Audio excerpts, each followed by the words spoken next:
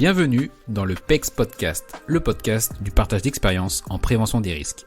Je suis Alexandre Zèbre, ingénieur sécurité et créateur du site web safetyvigilante.com. Sur ce site web, vous retrouvez tous les épisodes du podcast bien sûr, mais aussi des vidéos et des articles pour booster votre culture sécurité. Vous pouvez aussi me suivre sur LinkedIn, Instagram et Twitter. Ce podcast existe pour tous les acteurs de la prévention qui veulent progresser en sécurité au travail et apprendre de l'expérience passionnante de mes invités. Mon invité du jour est Vincent Giraudot, qui est un créateur d'entreprise lié à la prévention des risques et également conférencier. Il est aussi le président de la FAP, la Fédération des acteurs de la prévention, de la santé et de la sécurité au travail. La FAP est un véritable think tank qui regroupe des personnalités d'origine et d'horizons très divers, animés de la même volonté, faire bouger les lignes en matière de SST. Je vous laisse profiter de notre échange. Bon épisode. Bonjour Vincent Giraudot, bienvenue dans le podcast. Merci d'avoir accepté mon invitation. Merci à vous de m'avoir invité. C'est avec plaisir. Il y a déjà eu des personnes de la FAP qui sont intervenues, mais je suis très content de pouvoir accueillir le président. Mais alors, on va tout de suite commencer. Est-ce que vous pourriez commencer justement par vous présenter, nous dire un peu ce que vous faites? Alors, Vincent Giraudot, je suis marié à une femme qui a une importance considérable dans mes choix et mon orientation et mon organisation de vie professionnelle, et puis papa de 3 enfants. Et puis, surtout, je suis dirigeant aujourd'hui d'une structure qui s'appelle ISEIS, dont on reparlera certainement tout à l'heure, et qui est un bureau d'études en prévention des risques. Tout à fait. Et donc, vous êtes également la FAP. Est-ce que vous pourrez rapidement nous rappeler ce qu'est la FAP et ce qu'elle fait? Donc, la FAP, c'est un think tank, donc c'est la Fédération des acteurs de la prévention. On est un think tank qui regroupe des gens d'horizons très différents. J'ai vraiment voulu, en créant cette association en 2015, que ce ne soit pas une énième association de préventeurs. Il en existe énormément et qui travaillent très très bien sur plein de sujets techniques. Moi, ce que je voulais, c'est qu'il y ait beaucoup plus de partage avec des gens qui viennent d'horizons très différents pour se bousculer. Souvent, on discute entre préventeurs et puis le problème, c'est les autres. Et puis après, il y a des donneurs d'ordre qui discutent entre eux, puis des fabricants de matériel entre eux. Moi, je voulais que sur un même sujet, il y ait pléthore d'intervenants et qu'on balaye un petit peu les subjectivités, parce que c'est jamais très simple de parler de notre métier et de le remettre en question. Donc, c'est pas mal si on peut échanger avec les autres. C'est-à-dire que ça s'organise comment pour bousculer justement vos idées? Vous faites des débats ouverts avec, vous l'avez cité par exemple, un fabricant qui propose quelque chose de différent ou une approche, j'en sais rien, sur un risque complètement novateur? Alors déjà, on choisit un ou deux thèmes, mais généralement un thème chaque année. On veut justement pas s'éparpiller. Ce thème, il est finalement choisi par nos adhérents. Sur le mode un petit peu d'échange, je crois énormément, ou en tout cas, j'ai été très surpris et agréablement surpris par l'autorégulation. C'est-à-dire que souvent, j'ai un petit peu peur des débats qui s'instaurent, et en réalité, les choses viennent d'elles-mêmes. À partir du moment où on sait écouter les autres et qu'il y a du débat, les sujets qui n'en sont pas deviennent à la marge, et puis les sujets importants, tout le monde ne parle que de ça, donc on se doute que c'est le sujet du moment.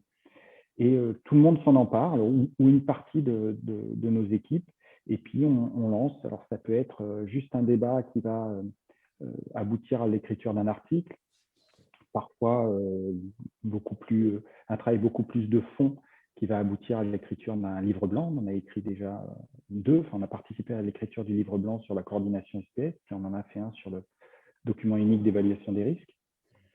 Et puis, là, récemment, on a écrit un bouquin sur le plan de continuité d'activité. Puis on organise pas mal d'événements, et notamment le plus emblématique, qui est le Prévacton, donc le premier hackathon de la prévention, qu'on organise conjointement avec les salons Préventica. Donc, on en fait 2 ou 3 par an. Voilà. Oui, alors justement, on va en parler des prévactants parce que je pense que c'est quand même quelque chose c'est beaucoup pour pour cette action que vous êtes connue. En tout cas, de mon point de vue, c'est comme ça que j'ai entendu parler de la FAP au début. Et je voulais revenir sur le livre blanc. Donc, finalement, un livre blanc, quand vous parlez du document unique, ça reprend quoi pour vous? Ça reprend votre vision du document unique parfait, ou est-ce que c'est plutôt des pistes, des réflexions pour les préventeurs dans les organisations? En fait, en 2016, on s'est posé la question d'où on en était de l'évaluation des risques, d'une manière générale, et du document unique en particulier. En 2016, puisque finalement on était aux 25 ans de l'EVRP et aux 15 ans du document unique, et on s'est dit, tiens, personne n'a fait de vraie rétrospective au bout de 15 ans, et on a suffisamment de recul pour savoir si ça marche ou pas. On a décidé un peu de fêter, entre guillemets, l'anniversaire, et on a organisé un premier événement. On a réuni une centaine de personnes. Et là, on s'est rendu compte au travers des regards croisés, justement, de tout type d'interlocuteurs, des gens de l'ANACT, des chefs d'entreprise, des avocats, etc., qu'il y avait des visions complètement différentes. Puis on a ressorti pas mal d'études sur le sujet, que ce soit en France, mais aussi dans différents pays européens qui avaient appliqué la directive. Et on s'est rendu compte globalement que le document unique, ça ne marche pas. Ouais. Donc ça, ce n'est pas la vision de la FAP. Ce livre blanc, c'est en fait une étude qualitative et quantitative de tout ce qui fonctionne, etc., où on en est. Et globalement, toutes les études montrent que, en gros, 95% des entreprises ont un document unique. Et à plus de 80%, soit ils ne savent pas à quoi ça sert, soit ils ne s'en servent jamais pour éviter d'y toucher parce qu'on a mis trop de temps à le mettre en place, ou il a été mis en place par quelqu'un d'externe à l'entreprise. Ce n'est pas forcément une critique, c'est un constat. C'est qu'aujourd'hui, ça fonctionne mal et ça ne fonctionne pas comme le législateur le voulait.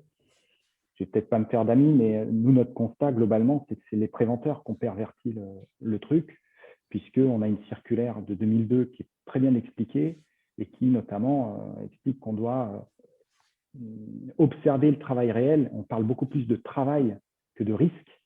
Et nous, on a, et je dis volontairement nous, hein, j'ai aussi réalisé des documents uniques comme ça, on a focalisé sur la notion de risque, de danger, donc de fréquence, de gravité, donc de cotation. Et dès qu'on rentre dans une cotation, c'est fini. On rentre dans des calculs, dans des chiffres, et on ne peut plus s'en sortir parce qu'une fois qu'on a mis un chiffre élevé de cotation d'un risque, on est obligé de le gérer, mais on ne sait pas comment le gérer, etc. Et puis on se rend compte que si on fait une cotation aujourd'hui, on en fait une demain, ce ne sera pas la même qu'en fonction de… Donc, c'est surtout cette cotation qui a posé problème, et puis plein de sujets. On se rend compte qu'aujourd'hui, il y a très peu de cas de jurisprudence réellement vis-à-vis du document unique, parce que je caricature, mais le juge dit s'il y a eu un accident, c'est que vous avez mal évalué les risques, donc le document unique, a priori, ne m'intéresse pas forcément. Et puis, nos réflexions étaient beaucoup plus loin. On s'est rendu compte que c'est un document qui est utilisé de deux manières différentes par deux interlocuteurs principaux différents.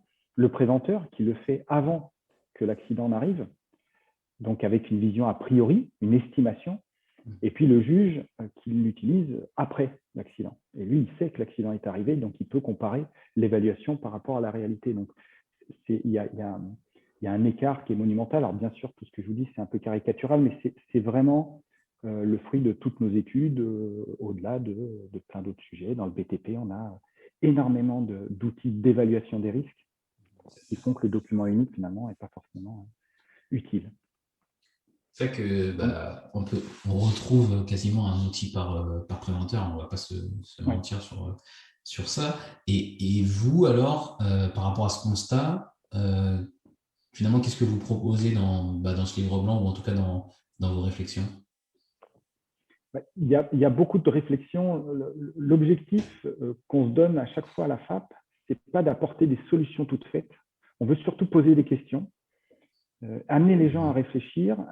Il y a des pistes qui sortent et chacun peut s'en emparer. On garde rien, tout est ouvert sur nos solutions, mais ce n'est pas les solutions de la FAP finalement, c'est les solutions qui émergent des travaux qu'a initié la FAP. C'est-à-dire que j'aime bien parler de la place du marché, c'est-à-dire que chacun vient avec son fruit, on mélange un peu tout, on crée des choses et puis chacun repart avec un morceau de salade de fruits qui est assez sympa. Il y remettra son assaisonnement après pour le personnaliser. mais autrement, chacun serait resté dans son coin avec son fruit et ses certitudes. Donc, c'est vraiment ça. Et ce n'est pas notre salade de fruits à nous, c'est celle de tous les gens qui ont participé. Nous, on avait baptisé nos prévactons, passer du document unique au document utile, et on s'est rendu compte dans ces événements qu'il y a plein d'idées qui ont émergé. La machine à café est un super outil de document unique, puisque si on l'utilise bien, c'est un outil de remontée d'informations, donc de risques, donc d'évaluation des risques, sans pour autant faire une cotation de tout ça. Il y a des applications aujourd'hui qui existent dans des grandes entreprises et qui permettent des remontées et des descentes d'informations très, très rapides et qui font office d'évaluation des risques aussi, qui jouent le rôle finalement qu'on voudrait donner aussi au document unique de remontée d'informations pour évaluer les risques, mettre en place un plan d'action et le déployer. Aujourd'hui, on voit qu'à la vitesse où vont les choses dans l'entreprise, des risques émergents, des choses qui se passent, parfois c'est un petit peu lourd de passer par la case document unique alors qu'on a plein de façons de faire de l'évaluation des risques. Un exemple, la crise du Covid qu'on a vécue, qu'on vit encore, mais qu'on a vécu notamment en mars dernier, tout le monde, 100% des Français se sont mis à faire de l'évaluation des risques, sans s'en rendre compte. Et on n'a pas eu forcément besoin de passer par tous ces outils, sans dire qu'ils sont inutiles. Hein, mais je pense que le document unique était très utile en 2001 parce qu'il fallait insuffler cette démarche. Je ne pense pas qu'il soit aussi utile aujourd'hui. Et justement, vous avez parlé du Covid, du coup, enfin de la Covid, et votre ouvrage, le dernier ouvrage de la FAP sur le plan de continuité d'activité, il est, enfin, j'imagine, très motivé par cette crise sanitaire. Est-ce que vous pourrez peut-être nous en parler un peu plus et de ce qui vous a amené à cette réflexion et à ce que vous en avez, enfin, à qui vous vous adressez aussi dans la publication? Oui, alors l'histoire est assez drôle puisque tout au début du confinement, on s'est retrouvé un petit peu comme tout le monde bloqué chez nous. On a quelques indépendants aussi à la FAP. Il y a des gens qui travaillent dans des très grosses boîtes et puis des indépendants. Et il y avait ce besoin de se retrouver en visio chaque semaine, voire plusieurs fois par semaine. Ça a démarré tout simplement par un « comment ça va ». On faisait un petit tour de table et chacun exprimait son humeur du jour. Et puis est venu sur la table, par un ou deux intervenants, ce fameux plan de continuité d'activité que moi-même j'ai découvert en tant que chef d'entreprise. Je ne savais pas qu'il existait en gros cette obligation qui m'aurait peut-être bien aidé à mieux surmonter cette crise. Et on s'est rendu compte que, oui, il y avait ce plan de continuité d'activité qui permettait justement de mieux appréhender tout type de crise, qu'elle soit économique, financière. Là, on l'a vu sanitaire, mais ça pourrait être un attentat ou une catastrophe naturelle. Et de fil en aiguille, on a commencé à débattre. Chacun avec, pareil, nos visions entre le préventeur pur et dur, des gens qui étaient plutôt managers, donc orientés production. Et puis, voilà, tous les profils qu'on peut avoir à la FAP. Et puis finalement, à 8 personnes, on a décidé de coucher sur le papier notre argumentaire. Et puis là, sous l'impulsion notamment de Max Mass, on a décidé de publier un ouvrage qui est finalement le résultat de 8 regards croisés et avec une synthèse à la fin et puis des perspectives d'avenir autour de ce plan de continuité d'activité. Notamment, moi, ce qui m'a le plus marqué, c'est la notion de vulnérabilité qu'on découvre au travers de ça, c'est-à-dire d'accepter qu'on est vulnérable, de pointer du doigt ces vulnérabilités pour pas se croire justement intouchable, et ce qui permet justement d'appréhender beaucoup mieux les éventuelles crises. Et je pense que ça remet aussi en question les notions d'évaluation des risques. C'est-à-dire que dans l'évaluation des risques un peu classique qu'on a tous appris en tant que préventeur, on évalue ce qui pourrait se passer et puis on met en place des mesures de prévention pour pas que ça se produise. Et puis globalement, on s'arrête là. Dans le plan de continuité d'activité, on dit « et si ça se produit, qu'est-ce qu'on fait ?» Et ça, c'est assez impossible dans nos cultures de préventeurs, puisque ça ne se produira pas, puisqu'on met les bonnes mesures de prévention. Dans le PCA, on va plus loin. On dit, si ça se produit, qu'est-ce qui se passe? Combien ça coûte? On va jusque-là, c'est de dire combien ça coûterait si ça se produisait, et en regard, combien on serait prêt à mettre en temps, en argent, en énergie, pour que ça ne se produise pas. Ça aussi, c'est des choses culturellement, on ne sait pas trop faire en prévention parce qu'à juste titre, on refuse de mettre des euros en face de la vie des gens. Dans le plan de continuité d'activité, parce qu'on ratisse beaucoup plus large, on est obligé d'aborder aussi tous ces sujets-là. Donc, ça a été vraiment très, très intéressant et très formateur. Moi, j'ai l'impression que vous êtes un peu à la croisée des chemins entre la gestion des risques et la résilience pour finalement prendre un peu le meilleur des mondes des deux côtés, quoi. Je... Après, j'ai pas encore lu l'ouvrage, mais j'ai l'impression que c'est le fait d'accepter qu'il n'y a pas de doctrine, mais qu'il y a voilà, une flexibilité qu'il faut avoir pour les gestionnaires du risque, en fait. Il y a à la fois cette flexibilité et puis quelque part, ne pas se mentir sur le fait que des choses peuvent arriver, elles sont déjà arrivées, ça arrivera encore. Aujourd'hui, ce type de crise, on se doute que ça arrivera, on ne sait pas laquelle, on ne sait pas quand, on ne sait pas comment, mais de se préparer un peu mieux. Personne ne pouvait se préparer à cette pandémie. En revanche, d'écrire un plan de continuité d'activité, ça permet quand même d'anticiper un certain nombre de choses. Je pense notamment dans l'ouvrage, certains ont abordé le sujet de notre dépendance et interdépendance avec nos clients qui peuvent disparaître et donc c'est notre activité qui disparaît, mais aussi nos fournisseurs. Et on l'a vu au début de la pandémie, il y a des gens qui ont perdu de l'activité, non pas parce que leur activité n'existait plus, mais parce que leurs fournisseurs étaient bloqués. Donc, et ça, par exemple, dans un document unique, on n'aborde pas du tout l'interdépendance avec tous les gens qui nous entourent, l'environnement, etc. Or, c'est primordial et ça peut avoir un impact aussi sur la santé-sécurité. Donc, on va beaucoup plus large. Et puis, c'est un bouleversement de culture parce qu'on aborde aussi, justement, je vous ai parlé de cette notion de vulnérabilité.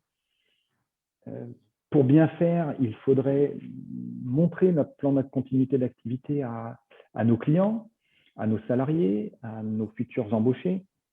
Et puis en même temps, culturellement, aujourd'hui en France, on n'est pas prêt à afficher au grand jour toutes nos vulnérabilités parce que vis-à-vis éventuellement d'un concurrent, mais même d'un client, est-ce qu'il est prêt à accepter de travailler avec une entreprise qui annonce noir sur blanc là où elle a encore à progresser et là où c'est Alors, pas top. je voulais avancer, mais ça, c'est très intéressant. Vous pensez que malgré justement la crise qu'on connaît, qui en fait finalement serait le paradigme, le changement de paradigme, vous pensez toujours qu'on n'est pas en capacité d'accepter et de présenter ces vulnérabilités? C'est toujours quelque chose qui est difficile à assumer, quoi. Je pense que ça évolue, mais très lentement. D'accord. Moi, j'ai toujours été un fervent défenseur de ça. C'est lié aussi à mon parcours de vie professionnelle qui m'a appris cette humilité et que si on ne reconnaît pas nos faiblesses, nos erreurs, etc., un jour on tombe et ça fait très mal. Mais aujourd'hui, je pense qu'on n'est pas encore prêt à ça. Je l'explique aussi dans le bouquin. Je rêve d'un jour de recevoir un CV d'un jeune qui dit bah voilà, moi je suis très bon là, là, là et là. Par contre, là, j'ai encore énormément à progresser. Je pense que malheureusement, cette personne, il sera très peu embauché ou ce CV, on ne le regardera pas. Donc il y a encore du boulot, ça évolue, mais c'est encore long parce que bah voilà, on doit se montrer toujours sous notre meilleur jour. Je pense aussi qu'il y a des clients, et même peut-être vous et moi, on n'est peut-être pas encore tout à fait prêts à acheter un produit dont on nous annonce qu'il a quelques défauts. Et énormément de qualité, mais le fait de marquer les défauts et si le fabricant de ce produit connaît les défauts, c'est qu'il est déjà en train de les corriger. Donc, c'est plutôt une bonne nouvelle. Mais instinctivement, est-ce qu'on ne va pas aller vers le produit dont on nous dit qu'il a zéro défaut? Mhm. Ouais, c'est une réflexion très intéressante. Et du coup, alors, vous aujourd'hui, vous êtes donc le président de la FAP, mais aussi, vous avez également créé plusieurs entreprises, donc Iséis, Charivari, si je ne me trompe pas, et Built. Est-ce que vous pourriez nous dire déjà comment vous faites pour faire tout ça en même temps et surtout ce que font vos entreprises, j'imagine toujours en lien avec la prévention des risques? Alors, le lien, il est plus en réalité sur le management au sens large et la rencontre des gens. L'histoire, c'est que donc moi, j'ai eu un DUT hygiène, sécurité, environnement en 96 pour faire plaisir à mes parents. Ce n'était pas du tout mon projet de vie. Moi, j'avais un rêve d'enfant qui était de devenir circassien, donc artiste de cirque. Donc, j'ai passé ce diplôme rapidement en 2 ans pour faire plaisir à mes parents et je les remercie tous les jours. Et puis, donc, j'ai accompli ce rêve. J'ai rejoint la compagnie Alexis Russe en tant que notamment acrobate à cheval, jongleur, etc. pendant 6 ans. Et puis, bon, j'ai eu quelques accidents qui m'ont fait changer d'orientation professionnelle et du jour au lendemain, j'ai créé ma première entreprise, donc ISEIS, donc un bureau d'études en santé sécurité au travail. Et puis, au bout d'une dizaine d'années, voyant que ça marchait plutôt très bien, je me suis posé la question finalement, mais qu'est-ce qui faisait que ça avait cet impact? Et inconsciemment, je me suis rendu compte finalement que c'était la manière dont je mettais les valeurs au centre de toutes nos actions. Qu'on pouvait faire n'importe quel métier, si on avait ses bases et ses valeurs et cette rigueur, ça marchait. Et je me suis rendu compte que ça, c'est ce que j'avais appris dans le spectacle vivant. Et donc, j'ai décidé de le partager aussi. Et j'ai créé donc cette entreprise Charivari qui monte des conférences, des événements un peu type team building, mais rencontres entre le monde de l'entreprise et le monde du spectacle vivant. Et on se rend compte que sur tous les sujets de management au sens large et bien sûr de management de la santé et sécurité, on retrouve un petit peu les mêmes choses avec beaucoup plus d'impact encore dans le spectacle vivant puisqu'on a une prise de risque quotidienne et puis une interaction directe avec le public. Donc on voit tout de suite les bienfaits de ça et notamment parce que j'ai énormément travaillé avec les chevaux. On se rend compte qu'il y a énormément de choses et même en prévention qu'on retrouve de manière ancestrale et naturelle dans le travail qu'on fait avec les chevaux. Donc, c'est assez intéressant. Et puis récemment, j'ai participé à la création j'ai créé avec 2 autres personnes une start-up qui s'appelle Built et qui est là un logiciel de gestion des dossiers réglementaires dans les bâtiments pour la maintenance. Donc, c'est encore une nouvelle aventure et la découverte du monde de la start-up et de l'édition du logiciel. Des rencontres qui sont toujours intéressantes. Et du coup, les entreprises que vous accompagnez, alors ça va être assez large parce que, enfin, vu que déjà il y a une variété d'activités avec ces entreprises, mais j'ai l'impression que vous touchez à peu près tous les tissus économiques qu'il y a en France, non? Oui. Historiquement, on était plutôt très orienté BTP, parce que l'histoire s'est fait comme ça, et puis que avec le bouche à oreille, de fil en aiguille, etc., on est devenu vraiment des spécialistes dans le monde du BTP. Et ça a été forcément très formateur parce que c'est là où on retrouve quand même à la fois le plus de risques, le plus de corps de métier. Et c'est certainement pour moi le métier qui est le plus formateur aussi, le secteur d'activité, parce que quand on est préventeur dans le BTP, dans une journée, on peut, ou même en 1 heure, on peut croiser un ouvrier intérimaire qui ne parle pas un mot de français, puis avec lequel il va falloir dialoguer, et qui vous apprend plein de choses. Et puis l'architecte, et puis le maître d'ouvrage qui est le patron d'une multinationale. Et il faut convaincre tous ces gens-là, à la fois de travailler ensemble, d'arriver aux mêmes objectifs, etc.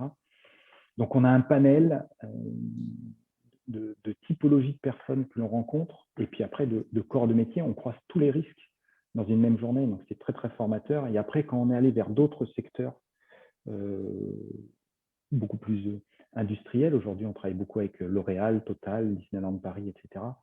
Je ne vais pas dire que ça a été facile, parce qu'à chaque fois c'est très particulier, mais ayant cette culture BTP, ça nous a appris à aborder tous les types de risques, et puis avec une rapidité d'évolution, de changement, d'adaptation des modes opératoires qui est quasi quotidienne, qui permet justement d'appréhender les choses différemment quand on est en industrie.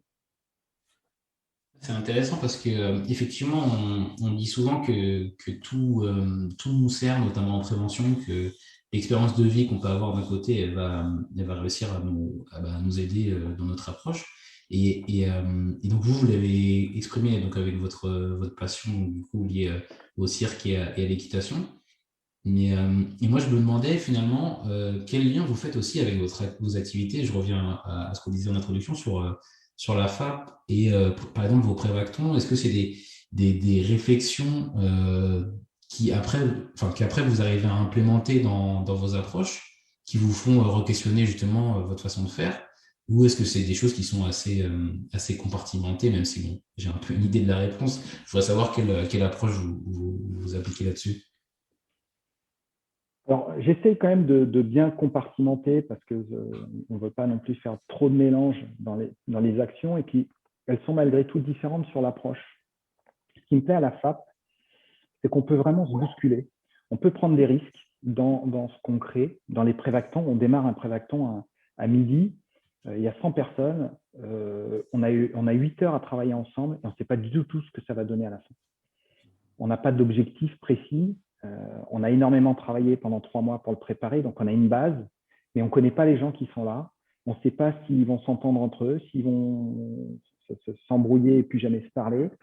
On ne sait pas. Ça, c'est quelque chose qu'on a du mal à faire encore en entreprise parce que c'est compliqué d'aller vendre à un client une presta en lui disant bah, écoutez, on ne sait pas ce que ça va donner. Je pense qu'il n'est pas prêt à l'acheter, puis nous, on n'est pas forcément prêt à prendre le risque. Et c'est ça qui est génial à la FAP, c'est qu'on peut prendre ces risques-là. Et comme par hasard, on aboutit à des choses extraordinaires, très puissantes, parce qu'on ne s'interdit rien. Et qu'on n'a rien à prouver, chacun. On met de côté notre CV, notre ego, tout ce qu'on veut, parce qu'on est là pour se bousculer. Et c'est vraiment, c'est ça qui nous plaît. On s'est mis un petit peu comme feuille de route de vraiment questionner librement la santé au travail pour mieux la promouvoir. Vraiment, l'objectif, c'est ça.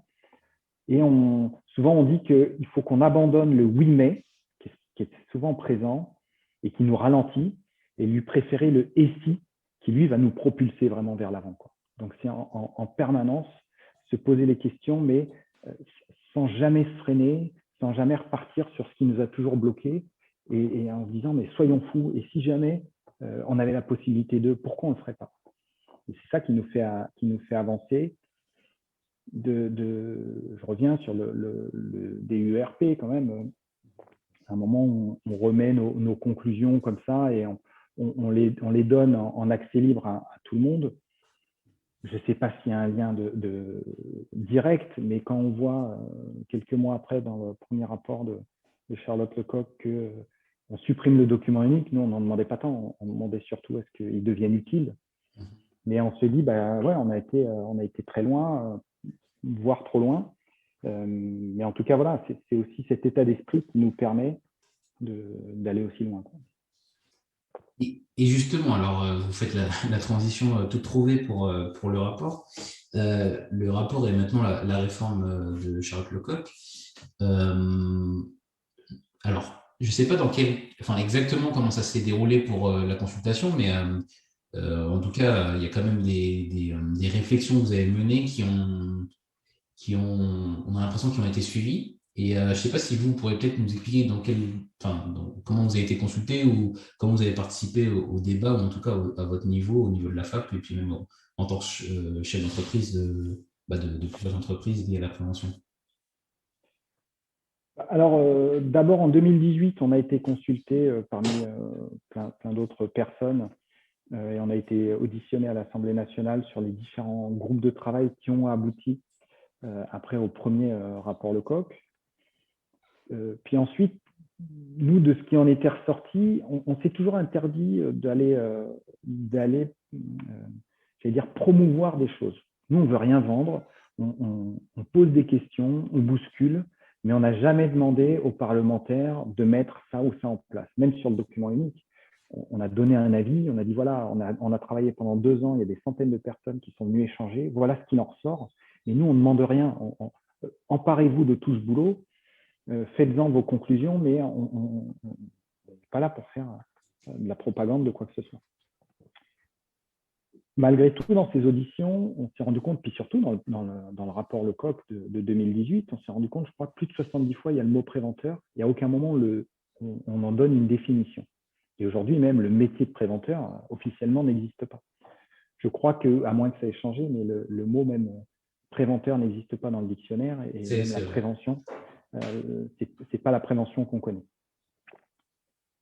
Et donc, on a décidé aussi de s'attaquer à ça. Et donc, nos prévactons de 2019 ont été Design-moi le préventeur 2030. Et là, pareil, on a réuni des centaines de personnes en se disant, tiens, imaginons notre métier dans 15 ans. Qu'est-ce qui sera? Et pareil, on s'est bousculé, puis chacun s'empare du sujet. Et donc là, en début d'année, Carole Grandjean et Charlotte Lecoq nous ont demandé, parmi d'autres, de venir donner un avis sur ce projet de loi qui allait être voté. J'allais dire, comme tout le monde, on est un petit peu déçu, frustré, parce qu'entre le rapport Lecoq d'origine et puis ce qu'il en ressort, on aurait aimé que ça aille beaucoup plus loin. Nous, notre principal point de vigilance qu'on a relevé, ça concerne à nouveau le document unique, c'est-à-dire que là, finalement, dans le premier rapport, il était dit qu'il allait être supprimé, puis finalement, on lui donne beaucoup plus d'importance. J'allais dire tant mieux, à condition que ça devienne réellement un document utile. Et aujourd'hui, s'il doit devenir encore plus important et que ça doit devenir le document de référence du management de la santé et sécurité dans l'entreprise, il faut vraiment qu'il soit abordé différemment. Donc, ça a été notre principal point de vigilance. Après, si je prends ma casquette d'entrepreneur, moi, j'ai entendu beaucoup de gens crier en disant « ça va pas assez loin, ça va trop loin ». Honnêtement, la prévention aujourd'hui en France, on n'a pas forcément besoin de milliards de textes de loi. On a souvent tendance à réclamer une loi pour faire appliquer la loi qu'on n'appliquait pas. Il y a tellement de choses à faire sur le management, sur l'humain, qu'on n'a pas forcément besoin d'un article supplémentaire dans le Code du travail pour faire ou pas faire. Et puis, parfois, on se plaint qu'il y a trop de contraintes aussi dans le Code du travail. Et puis, on n'hésite pas à créer des normes de partout, des certifications, pour se contraindre encore plus, alors qu'on n'était pas obligé de le faire. Donc, je pense qu'il y a énormément de choses à faire. Il y a énormément de choses qui se font naturellement, sans attendre qu'il y ait des projets de loi qui sortent. Donc, on a beaucoup à faire et il faut déjà qu'on le fasse. D'accord. Donc, vous n'êtes pas plutôt, je ne sais pas si c'est le terme, mais plutôt neutre. Vous n'êtes pas déçu, même si vous êtes conscient qu'il y a des choses qui auraient pu être apportées. Pour vous, c'est quand même une base de travail et qui va permettre de continuer d'avancer, quoi. Qui n'empêchera pas, en tout cas, de continuer d'avancer. Peut-être que je suis moins déçu que d'autres parce que j'en attendais moins de choses. Je sais aussi que c'est quand même très compliqué de réformer dans notre pays. Et que à nouveau, bon, je pense que si le projet de loi avait été beaucoup plus loin, est-ce que réellement dans notre quotidien, je vous dis, ça aurait changé grand-chose. Il suffirait de reprendre le Code du travail et voir ce qu'on applique ou ce qu'on n'applique pas. Il y a déjà énormément de boulot pour appliquer ce qui existait déjà, pour aller réécrire des tonnes de choses. Donc, bien sûr, j'aurais préféré que ça aille plus loin, qu'il y ait plus de choses, mais honnêtement, je pense que la plupart d'entre nous, ça ne nous empêchera pas de continuer à travailler et faire tout ce qu'on a à faire. Et justement, vous avez parlé de votre quotidien, donc ça me permet de rebondir sur la suite. Comment vous, même si peut-être avec le Covid ça a évolué, mais comment en temps normal vous organisez pour réussir à tout allier, mais surtout pour continuer à faire des missions d'appui et en même temps gérer les entreprises? Alors, je délègue énormément, que ce soit chez Iséis ou même à la FAP. Je suis vraiment un fan des décisions partagées, de laisser les gens aussi s'exprimer pour pouvoir s'émanciper. Je me lève très très tôt. Je suis au bureau très très tôt le matin, aussi pour pouvoir rentrer relativement tôt et être avec ma famille. Après, dans le quotidien, une des difficultés, c'est que voilà, j'ai 4 activités différentes et très différentes les unes des autres et que globalement, je passe de l'une à l'autre plusieurs fois dans la journée. Donc, ça, c'est parfois un peu compliqué. Sur une semaine classique, je dirais que le lundi, mardi, je prépare énormément mes déplacements à Paris du mercredi, jeudi avec beaucoup de rendez-vous, d'échanges, etc. Et puis le vendredi, en rentrant, je débriefe énormément de tout ce qu'il y a eu pour capitaliser pour la suite et rattaquer le lundi, mardi. Donc ça, c'est, j'allais dire, un petit peu la semaine classique, sachant que ça évolue pas mal. Mais c'est aussi ce qui me plaît, de passer d'une activité à l'autre. Et il y a finalement du lien, même si parfois elles sont très différentes, du lien qui sont finalement les rapports humains, les gens que je rencontre et qui m'apportent et m'apprennent énormément de choses. D'accord. Et justement, cette vie, même si vous nous avez donné une semaine type, je pense que finalement, il n'y a peut-être pas tant de semaines qui se ressemblent. Quel challenge ça vous apporte en fait? Ouais, comment vous arrivez à gérer ces difficultés dans le sens où il doit y avoir souvent des imprévus et qu'est-ce qui semble le plus compliqué à gérer justement dans le fait d'avoir plusieurs activités en même temps? Alors, l'imprévu, j'arrête pas d'expliquer aux gens autour de moi qu'en réalité, il y en a très peu qui existent des vrais imprévus parce que le boulot d'un manager, c'est justement d'imaginer tout ce qui pourrait arriver. Et ça, je l'ai aussi appris dans mon ancienne vie, puis dans le travail avec les chevaux. On doit en permanence anticiper tout ce qui doit se passer. Et pour faire ça, on apprend énormément à observer, à écouter tout ce qui se passe autour de nous. Quand vous êtes à cheval, vous vous intéressez énormément à tout ce qui se passe autour, qui pourrait avoir un impact sur le cheval et qui pourrait faire que vous tombez, etc. Bon, ça, après, vous le transposez dans tout. Et c'est aussi notre boulot de préventeur, finalement, d'imaginer tout ce qui pourrait se passer pour l'anticiper. Dans la difficulté des challenges, moi, 50% de mon activité, quand même, c'est du bénévolat. Dans à la fois la FAP et puis une fondation que j'ai créée. La principale difficulté, c'est quand même ça, c'est-à-dire de motiver, de faire bouger les choses avec des gens qui le font bénévolement. On sait que déjà c'est compliqué dans le cadre du travail, surtout en ce moment où tout est un peu chamboulé. Et de monter des projets avec des gens qui mettent ça à juste titre au second plan, il y a toujours aussi ces imprévus, ces indisponibilités. Et c'est vrai que les projets comme le Prévacton, de monter un événement pour 100 personnes avec en face un organisateur comme Préventica qui est une grosse machine et on ne doit pas être défaillant vis-à-vis d'eux. Et en même temps, nous, on monte ça avec une équipe de 15 bénévoles, quoi. Donc, c'est pas rien, c'est des aventures extraordinaires, mais parfois, c'est des challenges qui font un petit peu peur. Ouais. Et justement, à l'inverse, qu'est-ce qui vous intéresse le plus et qui fait que justement c'est toujours intéressant pour vous de mener ces activités?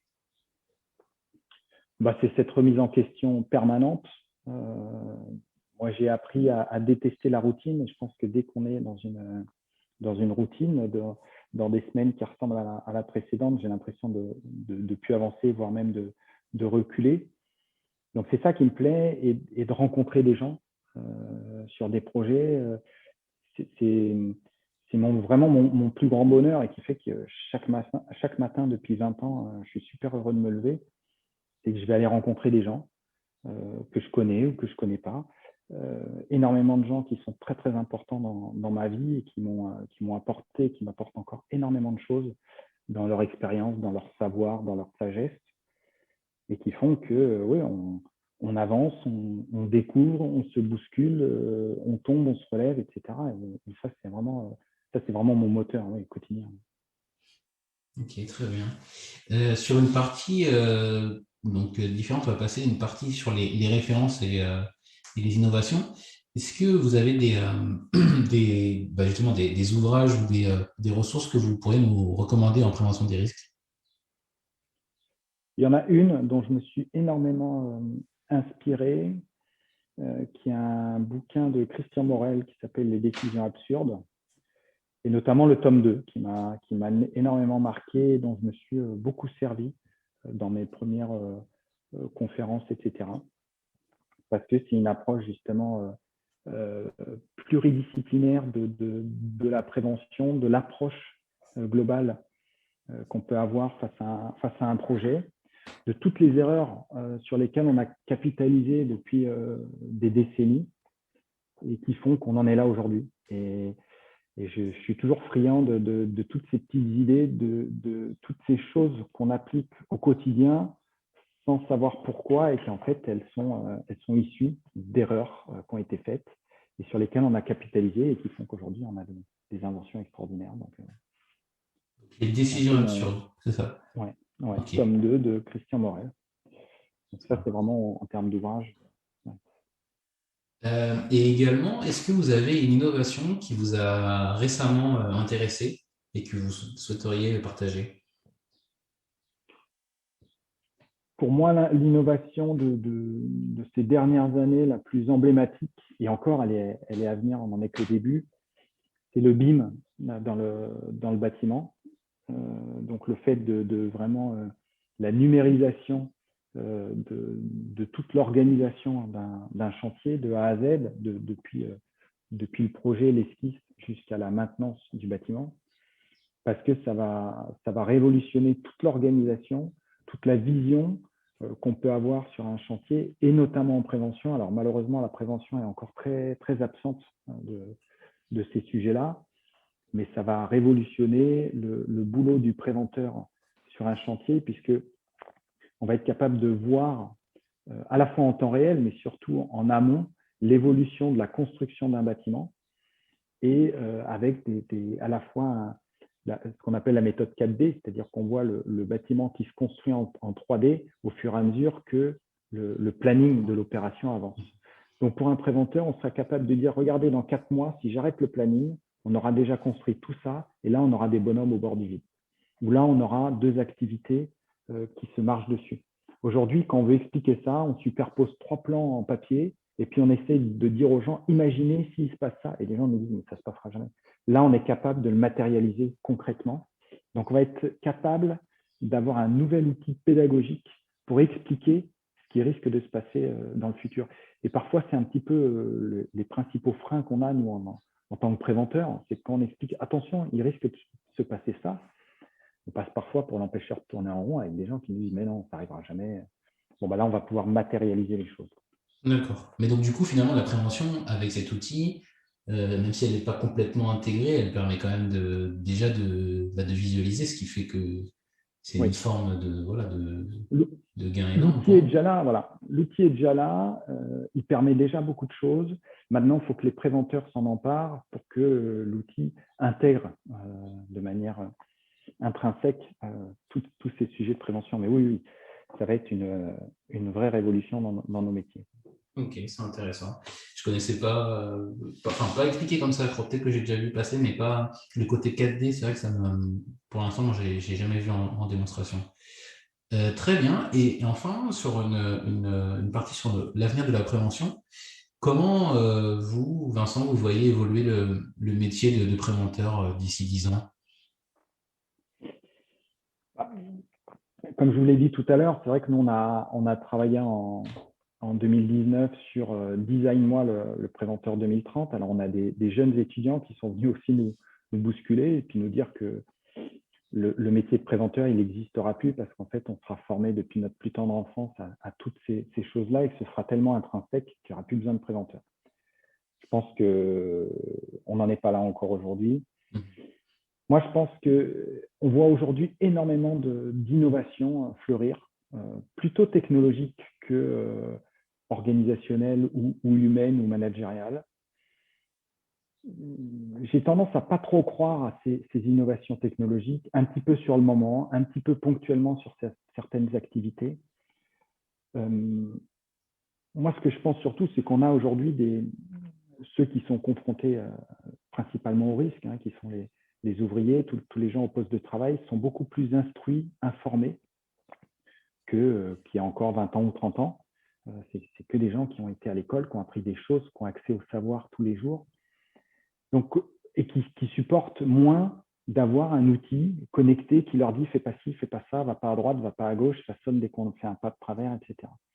Et que les innovations, pour moi, elles sont plutôt sur comment donner du sens à tout ce qu'on veut faire, comment mieux expliquer, comment faire davantage de pédagogie, et qui, pour moi, en plus, est vraiment à la fois la grande difficulté de nos métiers, mais aussi la grande valeur.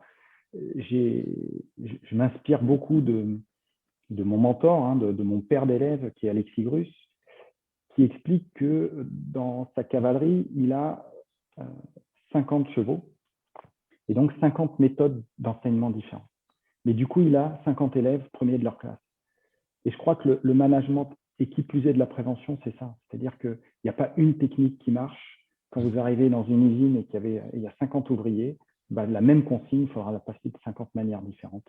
Et puis le lendemain, rechanger encore, etc. Et c'est ce qui fait la force de notre métier. Et je pense que l'avenir, il est plutôt là. C'est de trouver encore des moyens de s'adapter à une population qui évolue. On a des jeunes aujourd'hui qui arrivent sur le marché du travail qui ne sont pas sensibilisés au risque de la même manière que leurs parents l'étaient, parce que les cultures évoluent. Et c'est là que la prévention, pour moi, doit encore innover plus que sur des innovations technologiques qui sont certes très bien et qui souvent sont un petit peu éphémères. D'accord. C'est intéressant, j'aime bien l'idée qu'il faut enseigner 50 fois différemment parce que c'est peut-être quelque chose qu'on a du mal à intégrer parce qu'on veut parler au plus grand nombre et que du coup, on s'intéresse peut-être pas assez à la personnalisation du message par personne, quoi, vraiment. Et c'est très intéressant. Et enfin, la dernière question que je pose à tous mes invités, quel message vous auriez pour le jeune Vincent qui du coup, a débuté dans le monde HSE? C'est de foncer, de ne pas avoir peur de tomber. C'est la première chose que j'ai appris, moi, au sens figuré du terme, parfois de se prendre des claques. L'important étant d'arriver tout de suite à comprendre pourquoi on est tombé, d'analyser, de se relever, de capitaliser dessus, et c'est comme ça qu'on avance, qu'on grandit. Et puis rencontrer le maximum de gens, parce que moi, c'est vraiment les rencontres qui m'ont fait grandir, qui me font grandir tous les jours. Et puis, peut-être que je citerai une nouvelle fois Alexis Grus qui définit son art et qu'on pourrait définir notre métier, moi, ma vie ainsi. Il dit que c'est le travail effacé par le travail. Et je pense que ça, quoi qu'on fasse, à un moment, il faut aussi du boulot quand même. Ok, très bien. Écoutez, Vincent Giraudot, merci beaucoup pour votre participation et d'être venu du coup partager votre expérience dans le podcast. Merci à vous. J'espère à bientôt. À très bientôt. Oui. Au revoir. Merci d'avoir écouté cet épisode en entier. Si vous êtes toujours là, c'est que vous l'avez sûrement apprécié. Pour me donner votre avis, allez dans votre application de podcast préférée et laissez 5 étoiles à l'émission en allant dans la section notes et avis. Et on n'oublie pas l'invité. Retrouvez-le sur ses réseaux sociaux pour le remercier ou pour prendre contact avec lui. Les liens de liaison sont directement en description de l'épisode. Encore merci et à un prochain épisode.